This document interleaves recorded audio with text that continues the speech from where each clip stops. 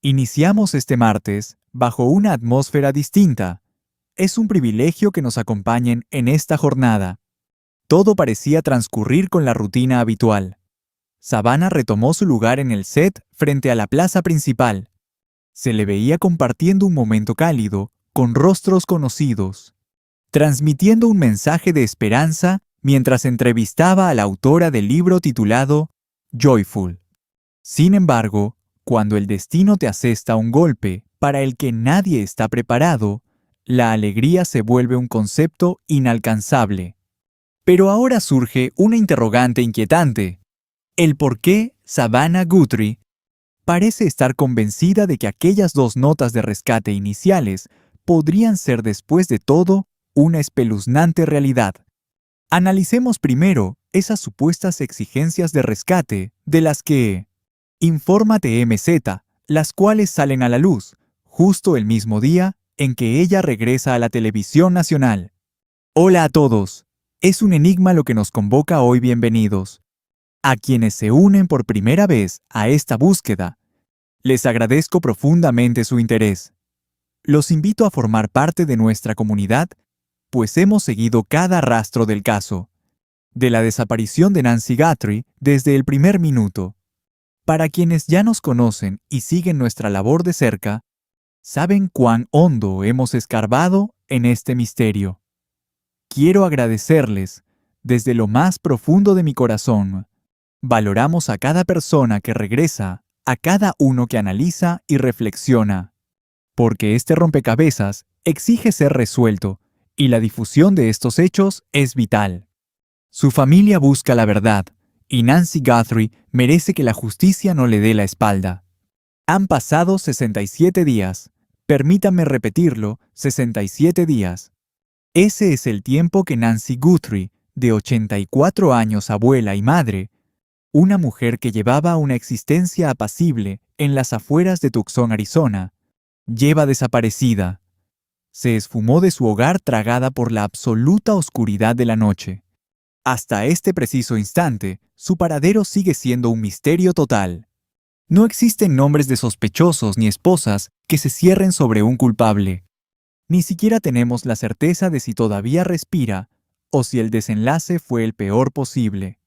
Lo que sí tenemos y lo que desmenuzaré hoy en este día 67 es un escenario que se ha vuelto mucho más turbio, cargado de sospechas que hielan la sangre, y que con la aparición de estas últimas notas de rescate se torna profundamente desolador. Prepárense porque lo que estamos a punto de analizar es sumamente complejo y requiere toda su atención. Hay varias comunicaciones de rescate en juego. Tenemos mensajes de los primeros días y otros que acaban de emerger esta semana, algunos enviados a emisoras locales en Tucson y otros que llegaron a manos de TMZ.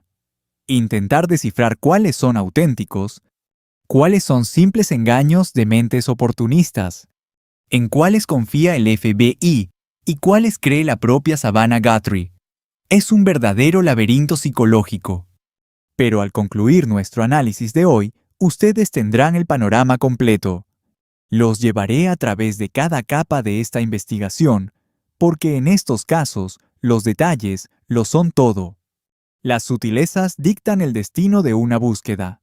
Comencemos. Día 67.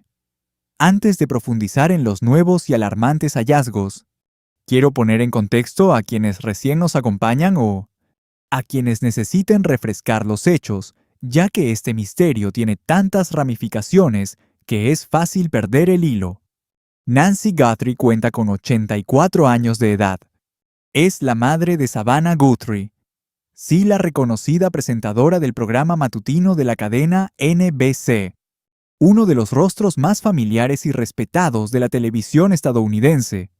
Nancy residía o reside, aún no lo sabemos con certeza, en las afueras de Tucson, Arizona, en la zona de Catalina Foothills. Y la noche del 31 de enero, en el año 2026, Nancy se encontraba de visita en la residencia de su hija mayor, Annie Guthrie, en la ciudad de Tucson. Aquella ocasión representaría la última vez que su familia lograría verla. Al despuntar el alba del día siguiente, el 1 de febrero de 2026, sus parientes notificaron formalmente su desaparición ante las autoridades locales. Desde el primer instante, los cuerpos de seguridad encargados del caso, incluyendo al Departamento del Alguacil del Condado de Pima y al propio Buró Federal de Investigaciones, sospecharon que Nancy Guthrie no se había marchado por su propia cuenta. Los indicios hallados en la escena sugerían una realidad mucho más oscura. La habían sustraído contra su voluntad. Se trataba de un secuestro. Detengámonos un momento a procesar este hecho. Una mujer de 84 años raptada en las inmediaciones de Tucson. Estamos ante un suceso que bajo circunstancias normales no acapararía los titulares de la prensa nacional de manera ininterrumpida durante tantos meses. Sin embargo, la magnitud de la atención que este caso ha generado, más allá de su evidente vínculo con Savannah Guthrie, radica en su naturaleza profundamente extraña y desconcertante. Pues tras casi 10 semanas de absoluta incertidumbre, cerca de 70 días de búsqueda, agotando todos los recursos del Buró Federal, pese a una recompensa que ya alcanza el $1.000.000 y las miles de pistas recibidas, a pesar de haber analizado horas de grabaciones de seguridad y rastreado datos de diversas antenas telefónicas, tras incontables interrogatorios y seguimientos exhaustivos, no hay sospechosos oficiales, no hay detenciones y el paradero de Nancy Guthrie sigue siendo un enigma absoluto. Ese es nuestro punto de partida en el día 67. Pero desde las primeras etapas surgió un elemento perturbador. Comenzaron a aparecer diversas y misteriosas notas de rescate. No fue un solo mensaje. Fueron varios dirigidos a diversos medios de comunicación. Aquí es donde el rompecabezas se vuelve verdaderamente intrincado y, sobre todo, crucial, ya que estas misivas constituyen el eje fundamental de lo que está ocurriendo en este 67º día de investigación. Intentaré desglosar esto con la mayor claridad posible, pues como mencioné, la multiplicidad de estos escritos y la aparente diversidad de sus remitentes complican significativamente el panorama general y es vital comprender este escenario antes de profundizar en los hallazgos más recientes de la investigación. Analicemos primero los mensajes que surgieron inicialmente. Apenas unos días después de que se perdiera el rastro de Nancy Guthrie, concretamente, durante la primera semana de febrero, las exigencias de rescate empezaron a materializarse. Dichos comunicados fueron enviados a destinos con perfiles muy distintos entre sí. Llegaron tanto a una emisora de televisión local en Tucson, Arizona, como a la redacción del portal TMZ. El método utilizado para contactar a la estación local es un detalle que logré confirmar de primera mano y resulta sumamente relevante para el análisis forense. Los mensajes no fueron enviados mediante un correo electrónico directo. Se valieron del formulario de contacto integrado en el sitio web del canal de noticias. Ya conocen el formato, ese espacio donde uno ingresa sus datos, redacta un mensaje y pulsa el botón de enviar. Así fue como se infiltraron estas perturbadoras amenazas. Esta táctica de envío ha dificultado enormemente las labores de rastreo digital por parte de los agentes federales, un obstáculo técnico en el que profundizaré con más detalle en unos instantes. De entre todos estos primeros escritos recibidos, existen dos notas que destacan sobre el resto. Son precisamente los dos mensajes que la propia Savannah Guthrie mencionó de forma pública. Durante su intervención con Hoda Kotb, en la que fue su primera aparición mediática tras la desaparición de su madre, Savannah confesó que se inclina a creer en la veracidad de dos de esas notas, sugiriendo que provienen de los captores reales. Dimensionen por un segundo lo que esto implica.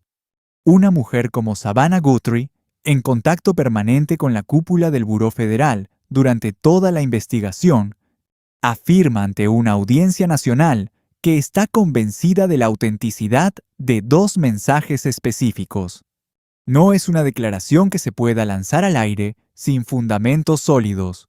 Una afirmación de tal calibre solo surge cuando las autoridades han filtrado información crucial, y es justo aquí donde el misterio se vuelve todavía más denso.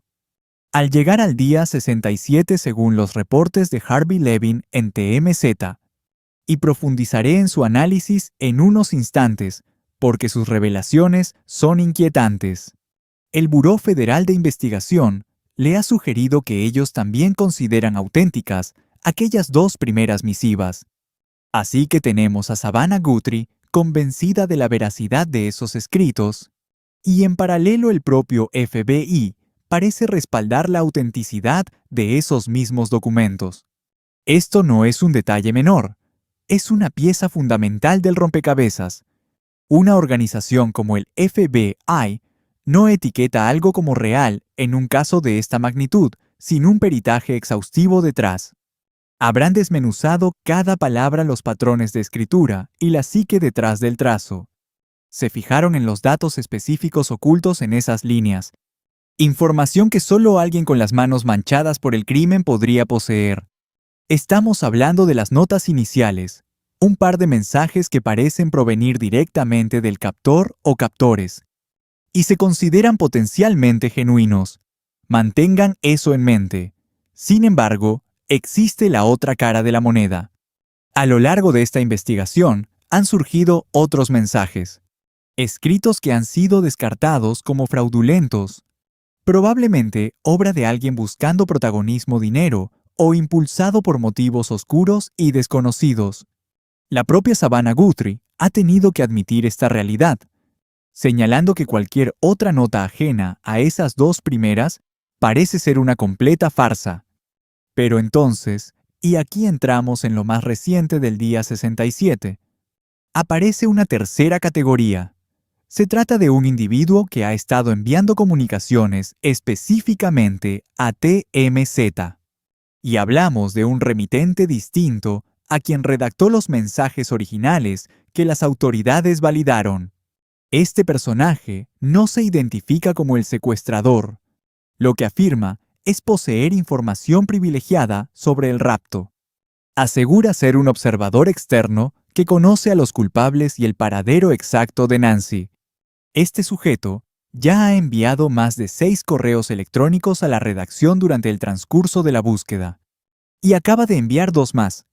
Uno durante la mañana del lunes 6 de abril y el segundo en la tarde de esa misma jornada. Casualmente, el mismo día que Savannah Guthrie volvía a las pantallas por primera vez desde la desaparición de su madre. Analizaremos esa coincidencia más adelante, pues la precisión de las fechas resulta perturbadora. Muy bien, entremos en los detalles de lo que dicen estas nuevas comunicaciones enviadas a TMZ, porque el contenido es escalofriante. Bajo la óptica de Harvey Levin, quien examinó personalmente estos textos, la nota del lunes por la mañana hace una aseveración devastadora. Sostiene que Nancy Guthrie ha muerto, que su vida se ha extinguido, y además asegura que quien escribe sabe con exactitud dónde se encuentra el cuerpo de Nancy y quiénes son los rostros detrás de su secuestro. El mensaje propone entregar toda esta evidencia, las coordenadas de los restos de Nancy y la identidad de los verdugos, pero todo tiene un precio. Exigen medio Bitcoin por adelantado y el resto, la otra mitad de un Bitcoin. Deberá ser transferida a su monedero virtual una vez que se produzca un arresto oficial y público. En este momento, medio Bitcoin equivale a una cifra entre los $33,000 y $34,000. Estamos hablando de unos $67,000 en total, divididos en 2 transacciones. A modo de contraste, existe una recompensa de $1 millón disponible por los canales legales para quien aporte datos que lleven al rescate de Nancy. Es una cuestión que merece un análisis profundo y cauteloso. ¿Cuál es el motivo para exigir $67,000 mediante una cuenta secreta de Bitcoin cuando existe $1 millón disponible a través de los conductos legales de las autoridades? Poco después, esa misma tarde, apareció una segunda misiva, con un mensaje sensiblemente distinto. Es precisamente esta línea la que el jefe de la investigación recalcó con especial énfasis durante su análisis. El texto rezaba, abro comillas, la vi con vida junto a ellos en el estado de Sonora, México. Cierro comillas. En esa oración resaltan dos detalles inquietantes. Primero, la palabra ellos. No se refería a un sujeto solitario, ni al captor en singular, sino a ellos. Pluralidad. Más de una persona. El informante sostiene que Nancy Guthrie permanecía bajo el control de varios individuos. Lo segundo es Sonora, México. Pongamos esto en un contexto geográfico preciso. Sonora es el estado mexicano que colinda directamente con la frontera sur de Arizona. La ciudad de Tucson, en Arizona, se ubica a unas 60 o 70 millas de la frontera. El trayecto desde el hogar de Nancy hasta Sonora se completa en apenas una hora o poco más. No hablamos de un paraje remoto o exótico en el extranjero. Esto ocurrió prácticamente en las inmediaciones del lugar donde fue raptada. Esta cercanía explicaría ciertas incógnitas del caso, que de otra manera resultan imposibles de descifrar. Cabe destacar un detalle crucial: este mismo sujeto ha enviado múltiples comunicaciones a la prensa durante la investigación, siempre con testimonios similares. Los investigadores señalan que durante casi un mes no habían recibido nada de este individuo.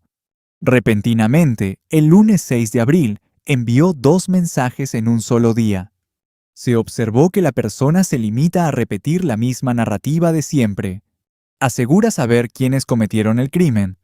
Afirma conocer el paradero de Nancy y dice poder guiar a la policía hacia los captores. Es un relato que se ha mantenido constante a pesar del tiempo. El equipo forense señala que hay algo en este informante, algo en el conjunto de sus mensajes que despierta una corazonada inquietante en sus sentidos. Su instinto le sugiere que podría haber algo de verdad oculto ahí. Pero aquí reside el dilema, y es algo que se ha manejado con absoluta transparencia. Según los reportes, el Buró Federal no parece otorgar demasiada credibilidad a este remitente. Al menos no la suficiente para autorizar el pago del rescate en criptomonedas. Y sabemos con certeza que esa cuenta digital permanece vacía. Se confirmó que hasta el lunes por la noche no se depositó ni un centavo en ella. Absolutamente nadie ha cedido a las pretensiones económicas de este sujeto. Esto plantea una interrogante que he analizado mucho y que quiero abordar de frente, porque desde una óptica estrictamente financiera, 33,000 o 34,000 dólares no representan una cifra inalcanzable para una familia con los recursos de los Guthrie. Savannah Guthrie es millonaria y ha sido figura estelar de la televisión nacional por años. Su patrimonio neto estimado se cuenta por millones. Por eso, uno se pregunta, realmente surge la duda: ¿por qué no pagar? ¿Por qué no entregar esos 33,000 dólares para verificar la información y actuar en consecuencia? Sin embargo, al profundizar en el trasfondo de esta situación, la respuesta se revela con una claridad gélida, reduciéndose a 2 factores determinantes. Primero, y esto es fundamental, si el Buró Federal de Investigaciones aconseja no ceder al chantaje, esa orden se respeta sin cuestionar. Los agentes mantienen una comunicación permanente y estrecha con los allegados de Guthrie. Ellos operan con recursos tácticos y una inteligencia criminal que están fuera del alcance de cualquier civil. Si la instrucción es ignorar a este individuo específico, existe un motivo de peso oculto tras esa advertencia oficial. Es muy probable que las autoridades manejen información confidencial sobre este remitente, algo que ya lo ha invalidado por completo ante los ojos de los investigadores. Quizás ya intentaron rastrear el origen del mensaje y descubrieron que la cuenta presenta patrones e indicadores inequívocos de un estafador profesional. No tenemos certezas, pero en un caso de secuestro, las directrices del buró no son simples sugerencias. Segundo, y este es el peligroso efecto dominó que resulta crucial analizar en este contexto, ¿qué ocurriría si se entregan esos $33,000 y la supuesta pista resulta ser falsa o irrelevante? En ese instante, habrías confirmado ante los captores que esta familia está dispuesta a pagar lo que sea. ¿Y qué sigue después? ¿Exigirían 67,000 la próxima vez? ¿O quizás $100,000? Llegarían a pedir un Bitcoin completo. Se habría abierto una puerta cuya clausura es prácticamente imposible de lograr. A lo largo de esta sombría investigación, ha quedado una cosa muy clara. Existen depredadores allá afuera dispuestos a lucrar con la agonía de esta familia, sin el más mínimo rastro de piedad. Es un acto verdaderamente despreciable, pero es la cruda y oscura realidad que enfrentamos. El riesgo de ceder ante uno, y que luego aparezcan tres más con las manos extendidas, es inminente. Todos jurando tener la clave del misterio. Ese peligro es sin duda lo que el buró intenta mitigar con su consejo. Por ahora la cuenta de Bitcoin permanece intacta, mientras este sujeto, quien quiera que sea, sigue sin aportar una sola prueba de la información que dice poseer. Analicemos ahora el momento exacto en que surgen estas dos notas, porque nada en este juego parece ser fortuito. Y les aseguro que no soy el único que sostiene esta sospecha tan inquietante. Lunes 6 de abril. Esa fue la fecha en que la presentadora volvió a su programa matutino tras más de 2 meses de ausencia.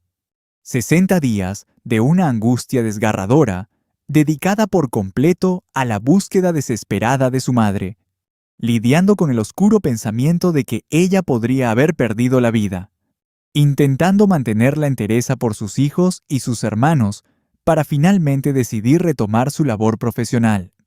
Tratar de recuperar una fachada de normalidad en su vida requirió un valor extraordinario. Fue un despliegue de una fortaleza emocional que pocos podrían imaginar. Y ese mismo lunes, en el instante en que ella retoma su lugar frente a las cámaras de televisión, este individuo envía no uno, sino dos comunicados directos a la prensa, uno al amanecer y otro al caer la tarde. Aquí solo existen dos interpretaciones posibles para este comportamiento.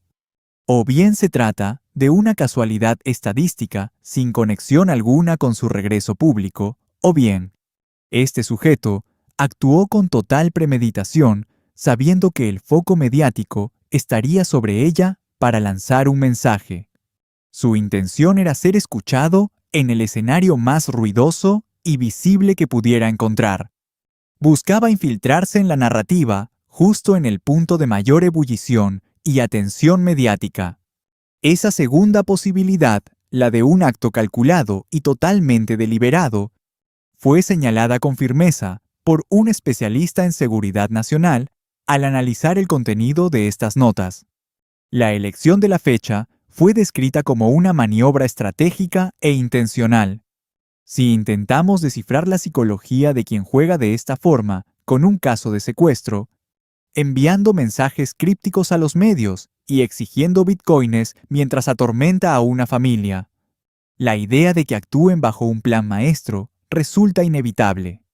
El hecho de que se seleccionara con total premeditación el retorno de Savannah para enviar los mensajes es una maniobra que encaja perfectamente con un perfil narcisista, sediento de control y protagonismo. Analicemos este escenario bajo la mirada clínica de un experto en perfiles criminales. Quien sea que redacte estos textos para el portal de noticias, sin importar su veracidad, ansía desesperadamente notoriedad. Necesitan sentirse el centro de la conversación y buscan que los allegados de Savannah sientan su inquietante presencia, demostrando que poseen el dominio y la clave de una verdad que la familia anhela con desesperación.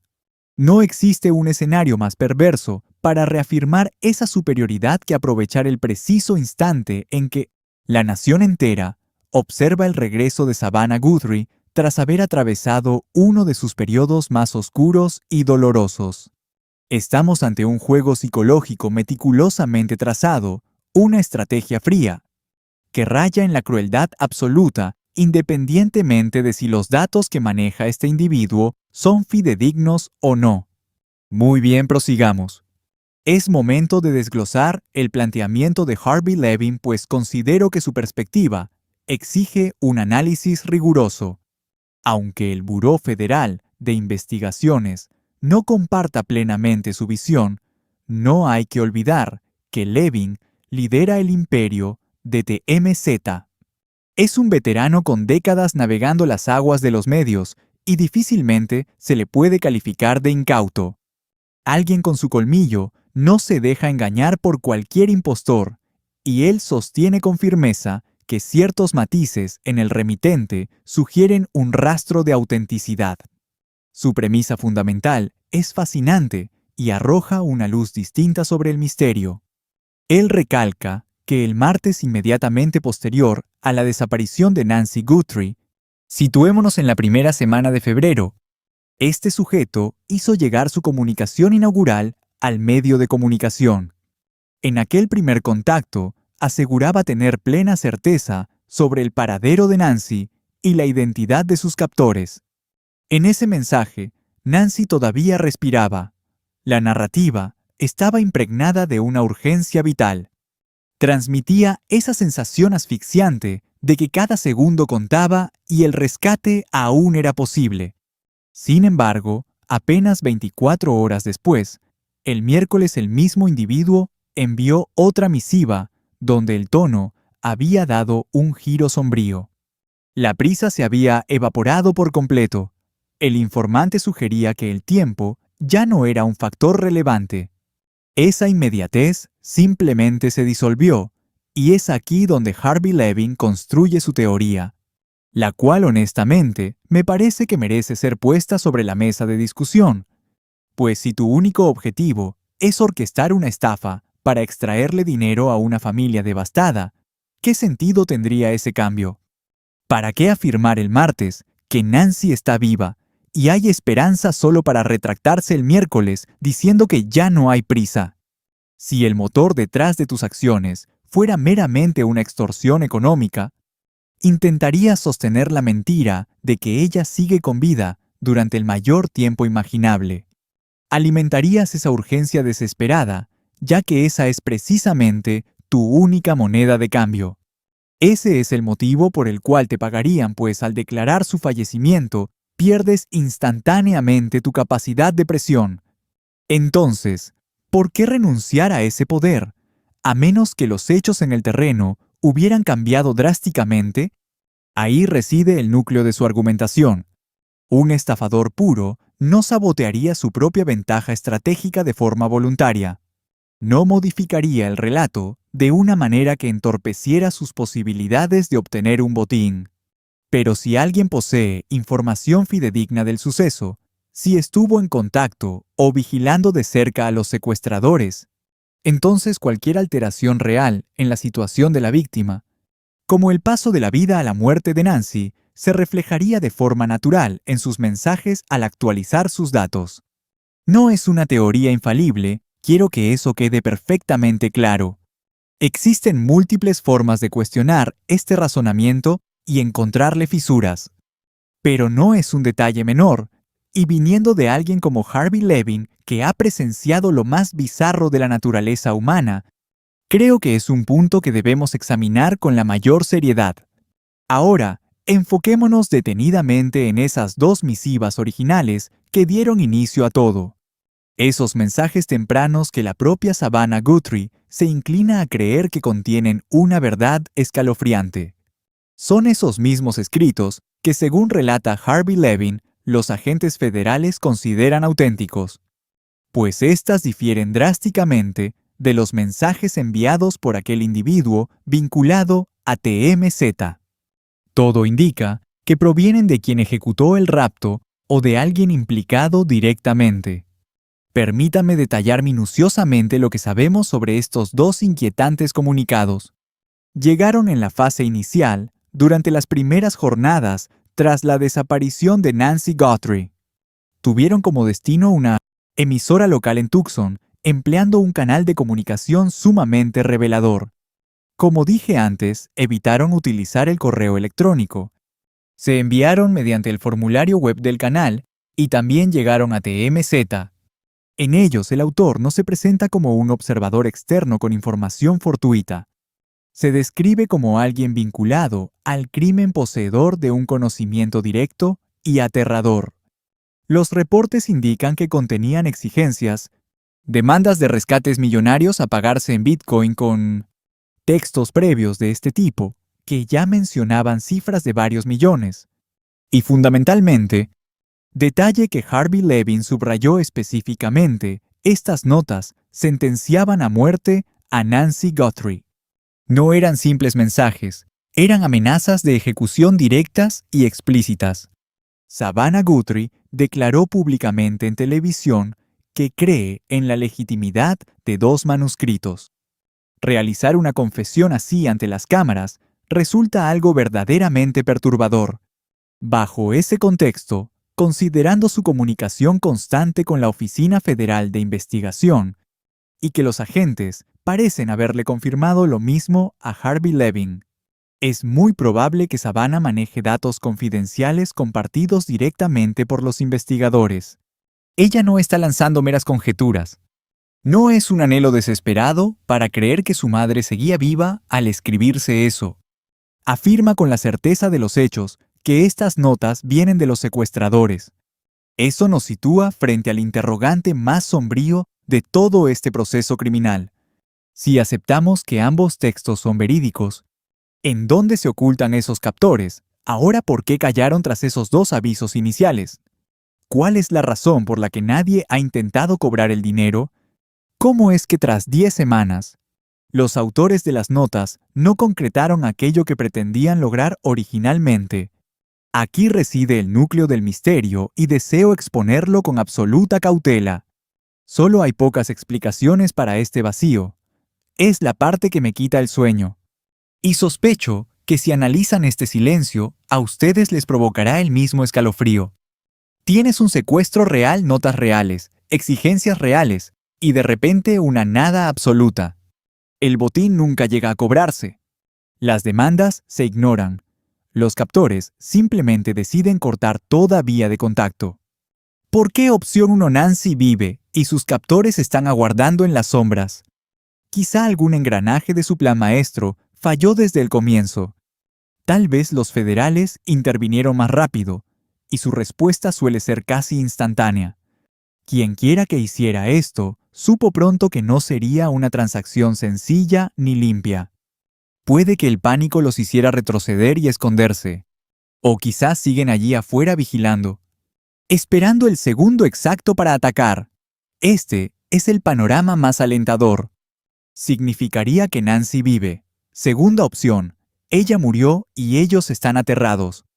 Imaginen el escenario que el detective Brian Martin ha reconstruido meticulosamente, un hombre a quien presentaré formalmente en unos instantes, pero cuya hipótesis resulta tan escalofriante como devastadoramente lógica.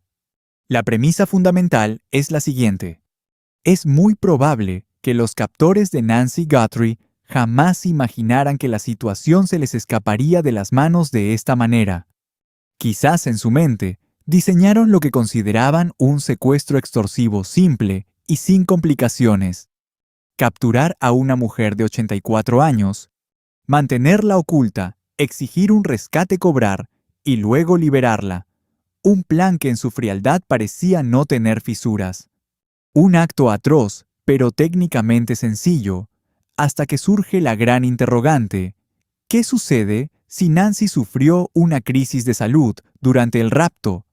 Hablamos de una persona de 84 años que según los informes dependía de medicación constante. Su estado de salud era por decir lo menos delicado. El impacto físico y el terror psicológico que implica ser arrancado de tu vida, algo que quebraría a cualquier joven saludable, resulta demoledor para alguien en su etapa final. Para una anciana con padecimientos previos, un evento así cruza rápidamente la línea hacia lo fatal. Si Nancy colapsó, si su corazón falló bajo la presión del cautiverio, o si entró en una crisis médica irreversible, y si finalmente expiró en manos de estos sujetos, antes de que pudieran cobrar un solo dólar. El tablero de juego se transforma por completo. Ya no son simples secuestradores enfrentando cargos de privación de la libertad. Ahora se encuentran ante un abismo legal, encarando una posible acusación de homicidio en primer grado. En la mayoría de las jurisdicciones, incluido el estado de Arizona, las leyes son implacables en este sentido. Si ocurre un fallecimiento, mientras se perpetra un delito grave, incluso si no hubo una intención directa de matar los responsables, cargan con el peso total de un asesinato. Estamos hablando de pasar el resto de sus vidas tras las rejas de una prisión estatal. Es la imputación más severa que el sistema judicial puede imponer cuando no existe una ejecución premeditada. Este hecho altera radicalmente el cálculo de los culpables. Si Nancy murió bajo su custodia, saben que el dinero se ha esfumado, pues para cobrar es imperativo demostrar que ella respira. La fe de vida. Ese es el requisito innegociable en cualquier negociación por un rescate. Y resulta imposible entregar una prueba de existencia cuando ya no queda rastro de ella. Por eso guardan silencio. Se desvanecen en las sombras mientras intentan ocultar los restos de Nancy, rezando para que de alguna manera el tiempo borre las huellas de su crimen y el caso se hunda en el olvido. Esa posibilidad teórica, la cual el oficial Brian Martin articuló con una claridad asombrosa, es la única que logra dar sentido a las piezas sueltas de este rompecabezas. Explica con total frialdad el motivo por el cual nunca se concretó el pago del dinero. Da sentido a ese silencio sepulcral que ha caído sobre los responsables tras los primeros contactos. Y justifica por qué, tras casi 70 días de angustia, no existe un solo rastro de resolución.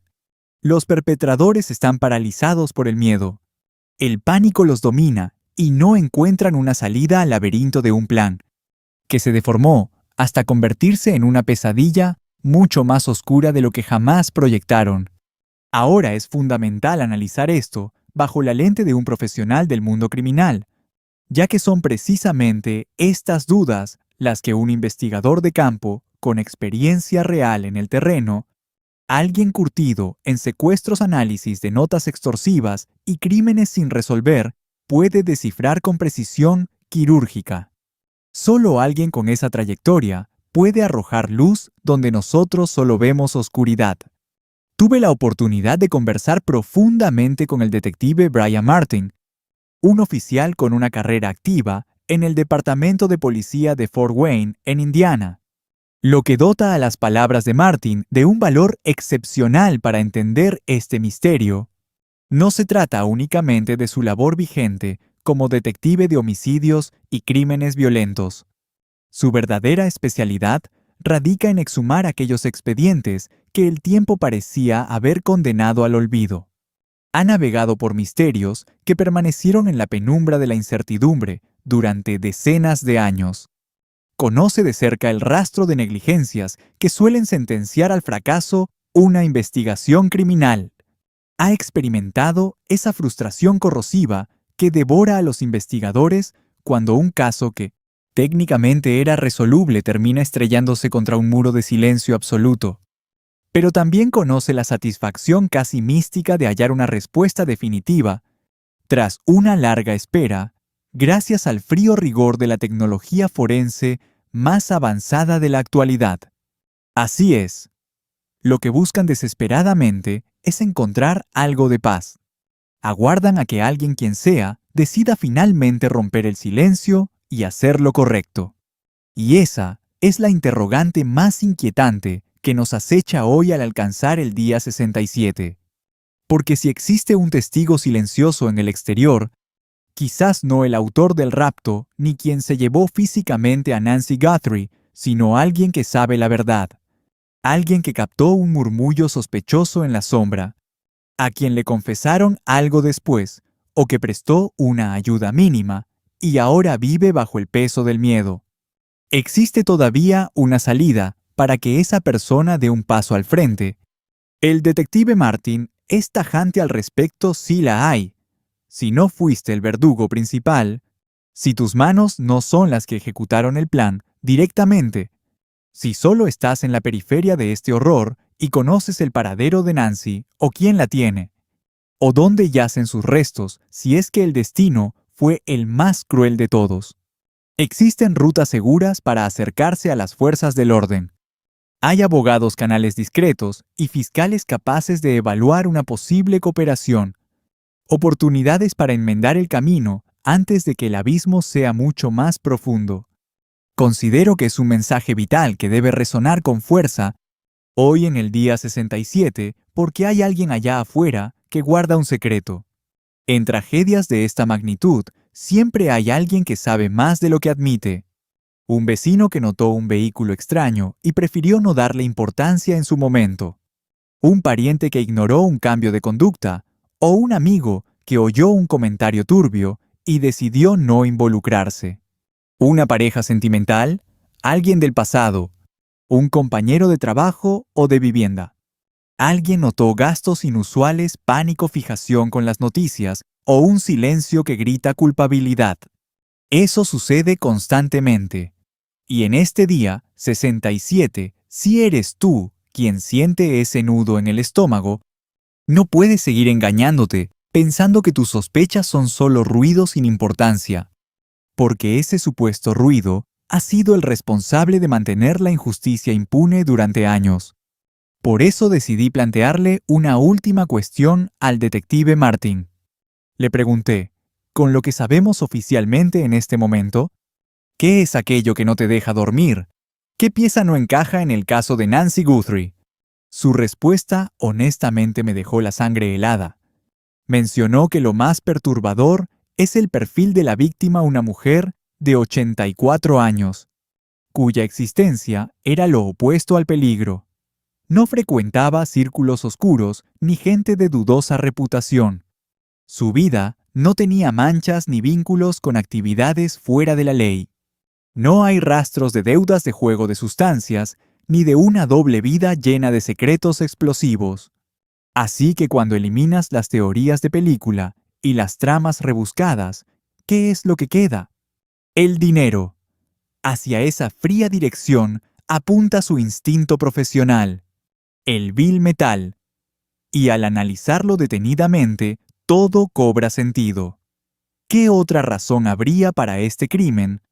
¿Para qué sustraer a una mujer de avanzada edad de la seguridad de su hogar si el objetivo no era extorsionar a sus seres queridos? Resulta aún más inquietante cuando el círculo familiar cuenta con una figura pública de renombre nacional y una solvencia económica incuestionable. Sin embargo, es justo en este punto donde tropezamos con el enigma más profundo de todo el expediente. Si la ambición financiera era el verdadero motor, ¿por qué razón jamás se llegó a reclamar ni un solo centavo del botín? ¿Qué fue lo que detuvo a las mentes que orquestaron este plan bajo la premisa de que existieron captores reales y que esos mensajes iniciales eran legítimos? ¿Por qué no consumaron lo que habían empezado? Es precisamente en este vacío donde la hipótesis del detective Martin recobra una fuerza perturbadora. Se perfila como una de las conjeturas más sombrías, aunque paradójicamente es la más cargada de una lógica escalofriante. Quizás su propósito original era mantener a Nancy bajo su poder, mientras preparaban el terreno para sus demandas. Tal vez asumieron que el golpe sería fugaz, presionar al entorno familiar, cobrar una suma rápida de dinero y desaparecer entre las sombras. Pero existe la inquietante posibilidad de que la salud de Nancy sufriera un colapso repentino e inesperado. Es probable que un factor imprevisto arruinara sus cálculos subestimando por completo la fragilidad física de la mujer. Quizás se confiaron pensando que el tiempo estaba de su lado, cuando en realidad se les estaba escapando de las manos. Tal vez lo que pretendía ser un secuestro extorsivo se tornó en una fatalidad casi instantánea, dejándolos atrapados en un crimen mucho más grave de lo que jamás proyectaron. Y de haber sido ese el desenlace, el panorama cambia drásticamente, pues en ese instante la negociación por la vida de una víctima deja de existir. En ese punto, la prioridad absoluta de los perpetradores pasa a ser el encubrimiento de un error catastrófico. Ahora, el dilema central se convierte en cómo volatilizar cualquier evidencia que pueda incriminarlos. El objetivo es evitar que alguien logre conectar a la víctima con ellos. En este escenario, cada movimiento subsiguiente se vuelve una apuesta mucho más arriesgada. Esta línea de pensamiento daría una explicación coherente a ese silencio tan prolongado y asfixiante. Justificaría por qué los responsables, asumiendo que las cartas fueran auténticas, cortaron toda comunicación de manera súbita. Explicaría la razón por la cual no ha aparecido un solo interesado en reclamar los millones de dólares en juego. Daría sentido a por qué este caso se siente tan paralizado y envuelto en una atmósfera lúgubre desde aquellos primeros días. Y si este fue el desenlace, los nuevos mensajes recibidos por TMZ en el día 67 adquieren un matiz psicológico muy distinto. Porque cabe la posibilidad de que a estas alturas ya no estemos lidiando con los secuestradores originales. Quizás estemos frente a alguien que habita en la periferia de lo que realmente sucedió. Podría tratarse de una persona que obtuvo información sobre el destino de la mujer una vez que el acto ya estaba consumado. Tal vez es alguien que posee los datos suficientes para resultar peligroso, pero carece de la evidencia física para ratificar su historia. O simplemente podríamos estar ante un oportunista embustero que ha decidido infiltrarse en uno de los dramas criminales más desgarradores de todo el país. Ese es precisamente el aspecto más exasperante de alcanzar el día 67. Contamos con los indicios justos para que el panorama sea aterrador, pero con la incertidumbre necesaria para que la verdad parezca inalcanzable. Por ello, antes de profundizar, le extiendo un profundo agradecimiento al detective Brian Martin por compartir su análisis. Su perspectiva profesional aporta una claridad invaluable a este caos. Sobre todo, ahora que llegamos al día 67, un punto donde el desánimo y el estancamiento parecen reinar en la investigación, donde la frustración colectiva comienza a ser palpable en cada interrogatorio, y donde el mundo observa este expediente preguntándose cómo es posible que hayamos avanzado tanto y sigamos sin respuestas definitivas. Es momento de tomar distancia, ya que después de evaluar estas revelaciones psicológicas, tras desmenuzar las notas nuevas y antiguas, la reacción oficial del FBI y las declaraciones de Savannah Guthrie, la disposición geográfica de los hechos y aquella exigencia de rescate en Bitcoin, junto con el silencio absoluto y el manejo quirúrgico del tiempo. Al ensamblar este rompecabezas, surgen ejes fundamentales que debemos discutir esta noche, aquí en el día 67. El punto de partida es el siguiente. Es imperativo dejar de considerar las notas de rescate como si fueran un bloque de evidencia uniforme. No lo son en absoluto. Debemos clasificarlas en al menos 3 categorías bien diferenciadas. El primer grupo comprende las notas iniciales, las cuales parecen ser autoría de alguien que se vincula directamente con la ejecución del secuestro. Hablamos de los documentos que Savannah Guthrie ha señalado como piezas legítimas en su análisis del caso. Según los informes de Harvey Levin, el Buró Federal de Investigaciones también les otorga ese mismo grado de veracidad. Se trata sin duda de las anotaciones con mayor peso probatorio en todo este oscuro expediente. Pasemos ahora al segundo bloque de evidencia. Aquí encontramos las notas fabricadas que han circulado sin descanso, escritos de oportunistas que buscan lucrar con la tragedia ajena. Son provocadores o individuos desesperados por vincularse de alguna forma a un caso de tal magnitud mediática. Luego nos encontramos con el tercer grupo de información, una figura enigmática que ha buscado contacto recurrente con el portal TMZ. No dice ser el captor, sino que asegura conocer la identidad de los responsables y el paradero exacto de Nancy. Esta fuente actúa de forma aislada. Es vital marcar esa línea divisoria. El error común es meter toda la correspondencia en un mismo saco por puro instinto. Pero en esta investigación, ese es un lujo que no podemos permitirnos bajo ninguna circunstancia. Al hacerlo, se termina nublando la frontera entre lo que es un indicio crucial y el simple ruido mediático. Al llegar al día 67, considero que el mayor obstáculo para la opinión pública e incluso para algunos sectores de la prensa es separar el trigo de la paja. Un solo mensaje falso basta para que el resto sea descartado por completo. Del mismo modo, una nota auténtica puede hacer que se le dé una importancia desmedida a cualquier otro texto irrelevante que llegue. Por eso debemos mantener una disciplina analítica absoluta. No todos los mensajes tienen el mismo origen, ni todos los remitentes poseen la misma carga de verdad. No todas las pistas pesan igual. Y eso nos lleva a la gran interrogante de esta noche en el día 67. ¿Existe la posibilidad real de que estas últimas comunicaciones sean auténticas? Analicemos los hechos con frialdad. Sé que al mencionar criptomonedas y filtraciones a la prensa, muchos piensan de inmediato en una estafa, una farsa cruel o alguien buscando sus 15 minutos de fama. Algún individuo perturbado tras el dinero y la atención. Esa es una posibilidad que no podemos ignorar. Sin embargo, exploremos los motivos por los cuales estos mensajes recientes podrían tener un trasfondo real, o al menos estar vinculados a alguien que posee información privilegiada sobre el crimen. Punto número 1. El emisor ha mantenido su postura en el tiempo. No es alguien que apareció de la nada en el día 67. Con base en lo reportado por Harvey Levin, este mismo sujeto ha contactado a TMZ en repetidas ocasiones durante el transcurso de las pesquisas. Son más de 6 correos electrónicos. La narrativa es constante la misma afirmación: yo sé quién lo hizo. Sé dónde tienen a Nancy. Puedo guiar a las autoridades directamente hacia ella. Ese detalle es clave. La persistencia no es sinónimo de verdad, por supuesto.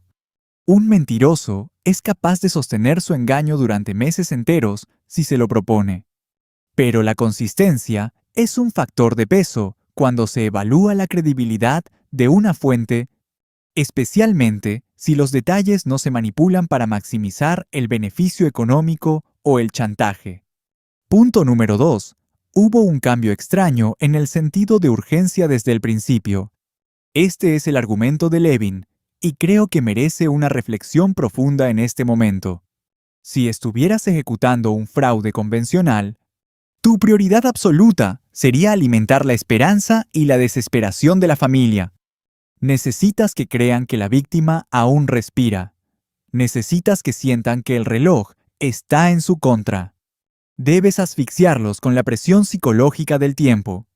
Entonces, ¿por qué este informante cambiaría su discurso inicial sobre una urgencia de vida o muerte a decir esencialmente que el tiempo ya no es un factor crítico? Resulta ser un extorsionador muy torpe o alguien que simplemente reacciona ante un cambio real en la situación de la mujer. Alguien que quizás fue engañado por terceros. Punto número 3. La mención de Sonora, México. Es un dato lo suficientemente específico como para ser tomado en cuenta. ¿Acaso esto prueba algo definitivo? En absoluto. Cualquiera tiene la capacidad de consultar un mapa cartográfico. Mencionar México es sencillo. Señalar Sonora resulta obvio, dada la inmediata proximidad de Tucson con la franja fronteriza. Sin embargo, cuando alguien intenta proyectar una imagen de informante bien documentado, toma la decisión calculada y sumamente específica de situar el paradero de Nancy no solo en territorio mexicano, sino precisamente en el estado de Sonora. Considerando que Sonora representa la región con mayor lógica desde una perspectiva geográfica, ante el hipotético traslado de una víctima hacia el sur partiendo desde Tucson. Ese detalle por lo menos guarda coherencia con el entorno espacial que rodea este misterio. Una explosión de dolor que trasciende la simple crónica. Todo se orquestó con el fin último de desenterrar el material videográfico real. Analizamos el desconcertante expediente de día, donde una intervención precisa logró frenar un burdo montaje que detecté de forma instantánea. Corría el año 2008, cuando Io se dedicaba a los bienes raíces, mientras mantenía una actividad clandestina como secuestradora al conocer a su esposo Michael. Michael cargaba con un historial delictivo por fraude, aunque gozaba de un éxito financiero envidiable. Quizás se trate de una mera suposición. Existe la posibilidad de que el remitente asuma la necesaria participación de múltiples cómplices. Para ser honestos, el detective Martin arribó a la misma conclusión de manera totalmente autónoma. Una mujer de edad avanzada como Nancy Guthrie difícilmente podría ser sometida por un solo individuo para su extracción, su sometimiento total y su posterior traslado sin despertar la más mínima sospecha en el entorno. Si quien escribe emplea el plural por tener certeza de la complicidad de varios sujetos, el hallazgo es crucial. Si el uso del plural nace de una simple deducción similar a la de un investigador, su relevancia disminuye considerablemente. Sea cual sea el origen de esa palabra, el matiz resulta inquietante. Punto número 5. La aparición de las misivas es sumamente sospechosa. Dos notas surgen justo el día en que Savannah Guthrie retoma su lugar en el programa Today tras 2 meses de ausencia. ¿Mera casualidad? Es una posibilidad remota, pero en mi opinión no existe tal coincidencia en este escenario. Estoy convencido de que el autor buscaba infligir el mayor daño psicológico posible y alcanzar una exposición mediática sin precedentes. Este patrón revela rasgos oscuros sobre la estructura mental de quien está detrás de las sombras.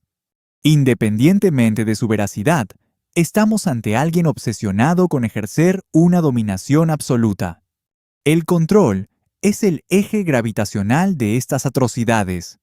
Dominio sobre la víctima, sobre el núcleo familiar, sobre los medios de comunicación, sobre las autoridades y, en última instancia, sobre la narrativa que consume la opinión pública. El momento elegido susurra una amenaza. Te observo. Todavía puedo destruirte. Puedo acaparar los reflectores cuando me plazca. Es una declaración de intenciones perversa que emana una frialdad calculada. No obstante, debemos actuar con rigor profesional en este día 67, pues sobran motivos para cuestionar la legitimidad de tales escritos. Primero, la incongruencia en las cifras de la recompensa carece de toda lógica financiera. Estamos ante una señal de alerta ineludible. Existe una recompensa oficial que ha escalado hasta el $1.000.000. $1.000.000. Si posees información verídica sobre Nancy, sus restos o los responsables, ¿por qué conformarse con apenas medio Bitcoin? ¿Por qué exigir una suma cercana a los 30 y tantos mil? ¿Para qué buscar ese pago inmediato cuando las vías legales ofrecen una fortuna infinitamente superior por la misma información? Esa disparidad despoja de credibilidad al informante de TMZ de manera instantánea, salvo por una única y perturbadora excepción, que el sujeto esté tan implicado que tema cualquier contacto con las instituciones oficiales del Estado, que su prioridad absoluta sea lucrar sin que su verdadera identidad salga jamás a la luz, o que el pánico a ser descubierto por la justicia le impida reclamar el botín legal. Solo bajo ese prisma, la contradicción cobra sentido. Segundo punto clave, la ausencia total de evidencia física. Y esto es determinante. ¿Dónde está la prueba de vida o muerte? Si conoce su ubicación, demuéstralo con hechos. Si realmente la vio con vida, demuéstrelo. Si conoce al autor de este crimen, entregue un solo detalle que pueda ser verificado. Escuchen. Harvey Levin ha sugerido que este individuo llegó a mencionar pormenores que no eran de conocimiento público. Vestimenta algún objeto dañado dentro de la propiedad. De ser cierto, el relato se vuelve mucho más perturbador y convincente. Sin embargo, ante la opinión pública y tras 67 días, no hemos visto el sustento real de esas palabras. Desconocemos la precisión de dichos datos y si estos pudieron ser extraídos astutamente de los reportes de prensa. Por lo tanto, sin evidencias contundentes, el escepticismo resulta ser una postura necesaria. 3. El Buró Federal de Investigaciones no parece haber mordido el anzuelo. Este es quizás el punto más relevante. Harvey Levin puede estarse guiando por una corazonada visceral. Podemos debatir horas aquí, pero el FBI, que es la agencia que custodia celosamente la evidencia física, los metadatos, las cronologías y los complejos análisis de patología forense, además de los registros de interrogatorios, no parece confiar lo suficiente como para autorizar pago alguno. Ese silencio dice demasiado. ¿Podrían los federales estar errados? Claro, los investigadores no poseen la omnisciencia. Se les escapan detalles. Interpretan mal el comportamiento humano. A veces descartan pistas que resultan ser vitales. Pero que no hayan validado a este remitente como alguien creíble debería obligarnos a todos a mantener la cautela. 4. Las notas dirigidas a la prensa suelen nacer de una profunda sed de notoriedad. El detective Martin hizo una observación magistral sobre este patrón psicológico. Cuando alguien contacta a los medios, en lugar de acudir directamente a la familia, lo que busca es asegurar un escenario masivo. Necesitan que sus palabras resuenen y que el mensaje se amplifique. Anhelan ejercer un control total sobre la narrativa que tiene al país en vilo. Quieren sentir que el mundo entero los observa. Es la conducta clásica de quien busca desesperadamente atención. Así que sí cabe la posibilidad de que este remitente posea información genuina. Pero también existe otro escenario, uno sumamente probable, en el que simplemente hay alguien alimentándose del calvario de los Guthrie y de la morbosidad del público. Esa es la razón por la que el día 67 es tan frustrante porque ambas realidades coexisten en la sombra. Quiero enfatizar algo vital. Esta noche no estamos ante un expediente archivado o un caso frío. Sé que ese es el lenguaje que circula en los foros y secciones de comentarios. Lo escucho en debates televisivos y lo veo en titulares que juegan peligrosamente con esa idea. Pero según el testimonio de los investigadores y el reloj real de los acontecimientos, el día 67 no marca un caso cerrado. Es un proceso activo. Está estancado, tal vez. ¿Es un proceso doloroso? Sin duda. ¿Siente la sociedad que no hay suficientes avances visibles? Definitivamente. Sin embargo, un caso frío tiene una definición técnica muy específica. Significa que todos los hilos conductores se han secado por completo, que la evidencia física ha sido agotada y las pistas han dejado de llegar al cuartel, que la investigación ha sido relegada a un depósito a largo plazo, con revisiones meramente esporádicas. No estamos en ese punto, ni de cerca. En este día, 67 miles de llamadas siguen siendo procesadas minuciosamente. Es probable que aún se estén analizando huellas electrónicas y rastros digitales. Seguramente se siguen realizando entrevistas y confrontando nuevos testimonios de forma constante. Se están cruzando bases de datos, peritajes geográficos y análisis comparativos de gran complejidad. Rastreos financieros y revisiones de cámaras de vigilancia que ocurren lejos del ojo público. Podría haber sospechosos bajo la lupa de las autoridades sin que nosotros sepamos siquiera sus nombres. Quizás hay personas siendo observadas bajo un microscopio en este preciso instante sin sospechar que cada uno de sus movimientos está siendo registrado por la ley. Si ese fuera el escenario, el FBI jamás lo anunciaría. Nunca nos darían esa información. Un cazador profesional jamás revela su posición antes de lanzar el ataque final. El silencio resulta abrumador, pero en el mundo de la investigación, la falta de noticias no debe confundirse con una parálisis en el proceso. Con frecuencia, ese mutismo es la única herramienta para proteger la mínima ventaja estratégica que los peritos aún conservan frente al culpable. Al cumplirse el día 67, es fundamental que todos mantengamos esa cruda perspectiva en mente. No obstante, me veo obligado a ser transparente, pues la gravedad de este caso no admite ninguna clase de medias tintas. La posibilidad más aterradora en todo este rompecabezas sigue siendo la teoría planteada originalmente por el detective Martin. La idea de que Nancy Guthrie fue interceptada por un móvil económico por personas que creían tener un plan criminal perfectamente trazado, individuos que supusieron que dominarían el escenario hasta que de forma abrupta la situación se les escapó de las manos por completo. Porque esa hipótesis otorga sentido tanto a la existencia de los primeros mensajes legítimos como al colapso total del proceso de negociación posterior. Nos da una explicación coherente de por qué el flujo de comunicación se transformó de una manera tan drástica.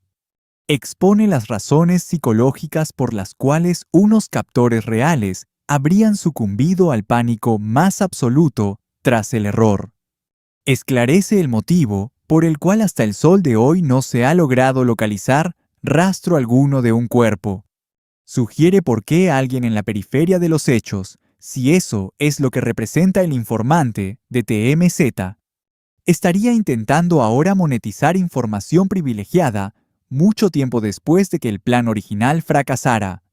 Si este fue el desenlace, significa que los responsables viven sumergidos en un estado de paranoia constante en este preciso instante, analizando cada cobertura mediática, observando a Savannah viendo cómo la recompensa aumenta y vigilando cada movimiento de los investigadores, devorando los reportes de prensa, mientras se preguntan cuál de ellos será el primero en romperse bajo el peso de la traición.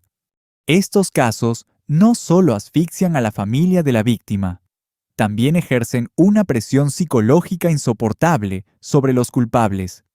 Es un factor determinante que la opinión pública suele pasar por alto en estas crónicas negras.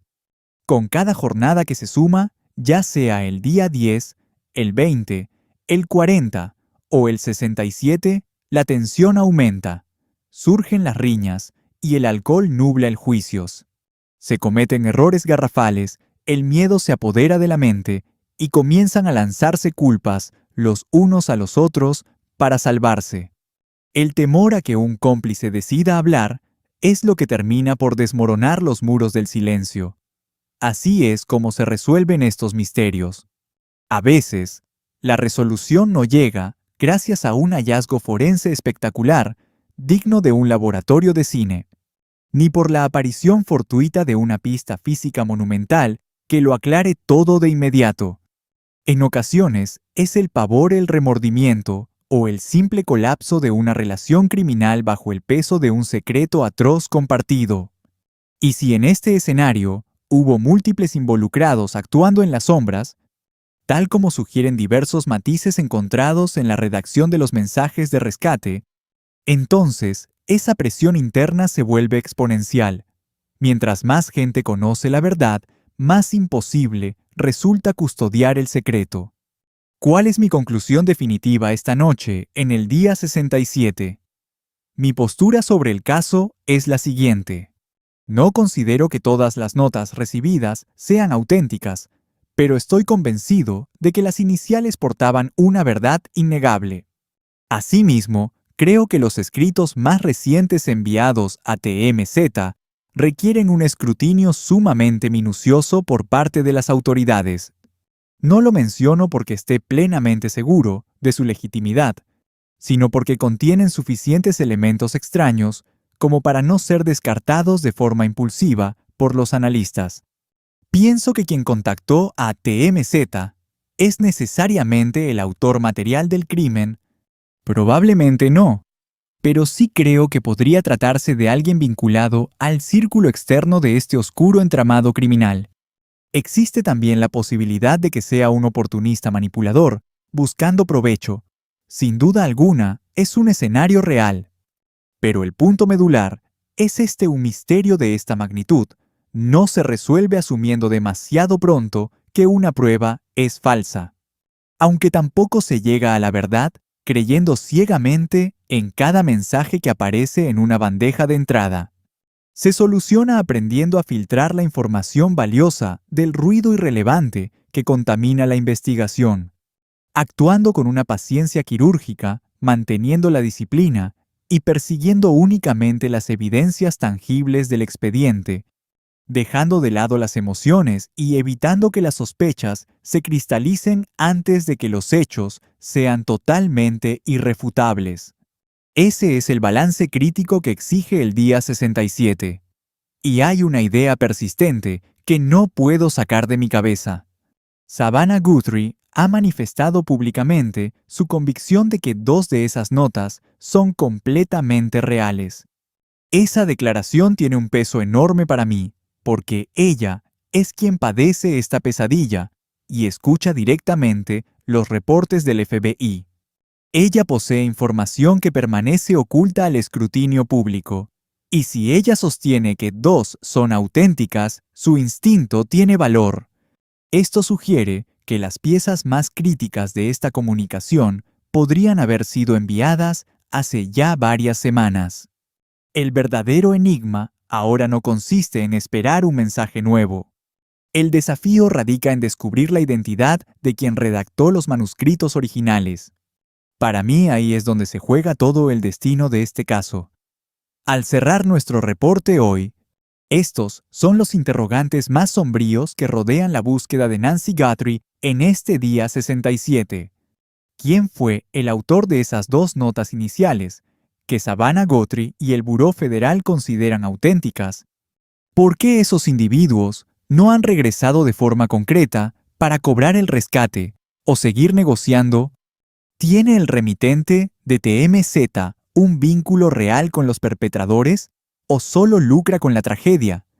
¿Cuál es el motivo para mencionar específicamente Sonora, México? ¿Por qué usar el término ellos?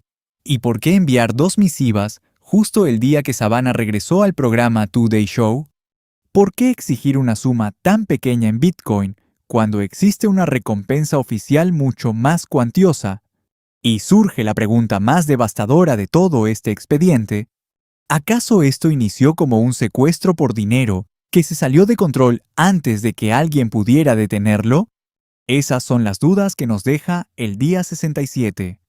Hasta que obtengamos respuestas cada nueva nota que aparezca, cada silencio prolongado, cada aparición pública y cada declaración de las autoridades, todo será analizado bajo esa misma lupa, porque este ha dejado de ser un simple caso de desaparición.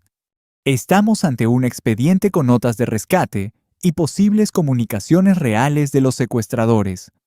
Una tragedia que envuelve a una familia de alto perfil sumida en el dolor. Un misterio con una recompensa de $1 millón y posibles nexos transfronterizos. Un caso donde la víctima es una mujer de 84 años que debería haber estado segura en su propio hogar. Esa es la razón por la que nadie puede apartar la mirada de este horror. Y por eso seguimos aquí en el día 67. Esta es la última actualización sobre Nancy Guthrie, sobre el curso de la investigación y sobre estas inquietantes notas de rescate en este día 67. Si surgen novedades, volveré con más información porque, como bien saben, no voy a quitarle el ojo a este caso ni por un solo segundo. El día 67 es crucial. Importa porque en estos casos un pequeño detalle, una frase en una nota o un vehículo que alguien finalmente recuerda, o incluso alguien que cede ante el miedo y comienza a hablar, puede cambiarlo todo repentinamente. Por ahora deseo conocer su opinión. ¿Creen que estas últimas notas enviadas a TMZ son reales? ¿Consideran que provienen de alguien que realmente sabe qué le sucedió a Nancy? ¿O es simplemente otra distracción cruel en un caso ya cargado de sufrimiento? Dejen sus reflexiones en la sección de comentarios. Y como siempre, si han estado siguiendo este rastro conmigo, si les importan estas historias y quieren recibir actualizaciones apenas ocurran, por favor, asegúrense de estar suscritos. Valoro mucho su apoyo constante. Esta noche, al igual que cada madrugada en este proceso, nuestros pensamientos están con Savannah Guthrie, con Annie con Cameron y con todos los que aman a Nancy Guthrie.